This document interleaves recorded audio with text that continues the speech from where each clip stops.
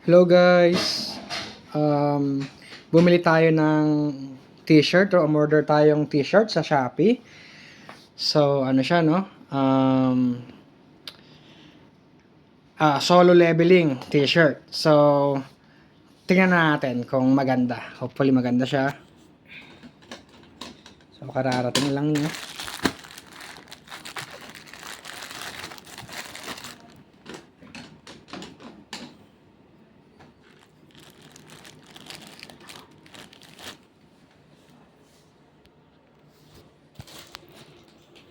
Baligtad. Yung camera sa likod.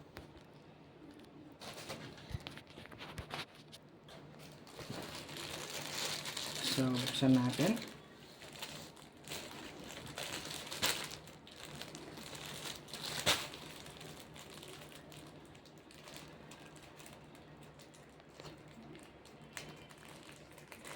Hirap naman buksan nito guys.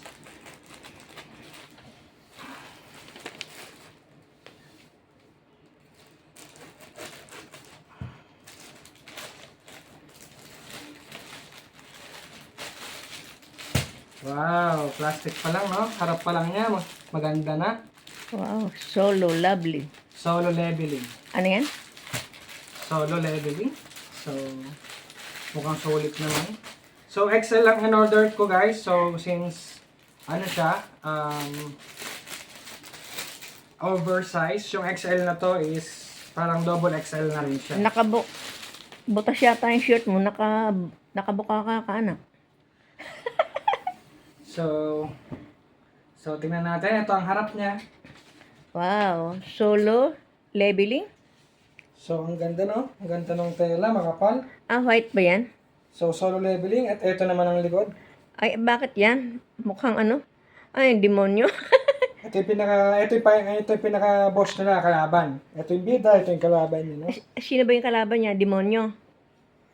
Hindi yan. Basta statue god yan. So, ang ganda niya guys. Pangit naman. Makapalang tela. Ba't ganun? Hindi siya Maganda yung manipis. tela, maganda yung tela. Ay, ang ganda ng tela. Napakaganda ng design guys. Sulit na sulit. Gandang-ganda ka sa design niya. So, try na nating suotin. Gandang-ganda ka sa design. May demonyo sa likod. So, XL siya guys. Pero ang normal size ko talaga sa standard is double XL. Pero pagka tinignan mo siya sa kahit XL lang siya, dahil Ay, oversize maganda naman siya. Maganda naman. Ganda na guys. Oo. Kaya lang, bakit demonyo? So, bali XL lang to pero ang oversized t-shirt kaya kasang-kasya sa atin. Ay, oo. Maganda ang tela niya, makapal. Ganda, ganda ng tela. Hindi siya see-through. So, bali 500 pesos to guys, no? Nabibili nyo sa Shopee. Search nyo lang, solo leveling Sa Shopee? Sa Shopee lang? Bayad na ba yan? Bayad na yan. Nag-cash ka?